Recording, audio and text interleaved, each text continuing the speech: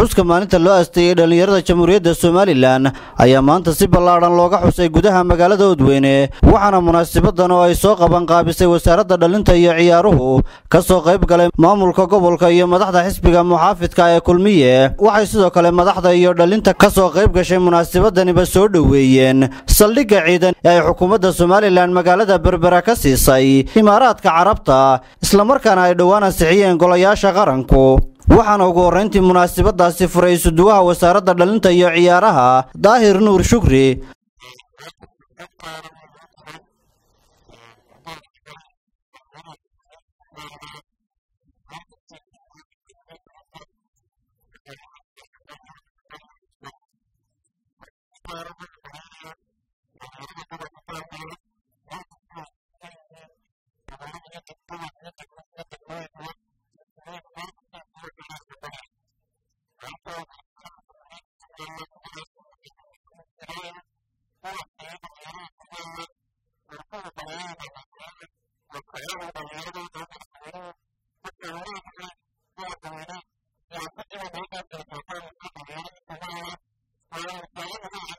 qaar ka mid ah dhalinyaradii ka soo qayb galay madashan ayaa iyaguna soo dhaweeyay maalintan loo asteeyay dhalinyarada Soomaaliland qayb ka yahay gobolka Daadmareed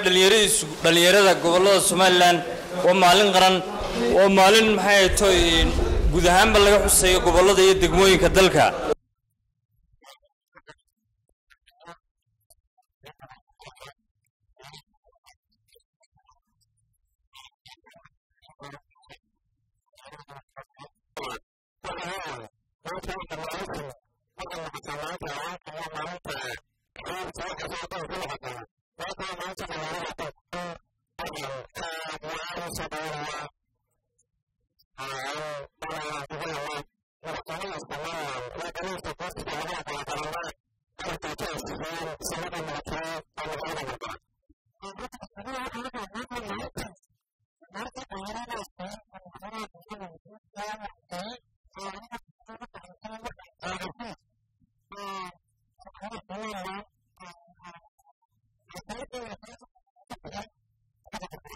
ugu dambeyntii gudoomiyaha xisbiga muxaafidka ee Kulmiye Maxamed Cumar Daahir xogayaha gobolka Qadar Maxamed Cabdi iyo gudoomiye ku-xigeenka gobolka Daadmareed Maxamuud Cali Axmed Jubba ayaa dhamaantoodba u hambalyeeyay dhalinyarada Jamhuuriyadda Soomaaliland isla markaana ka sheekeeyay maalintan iyo qiimaha ay ugu fadhido qaranka Soomaaliland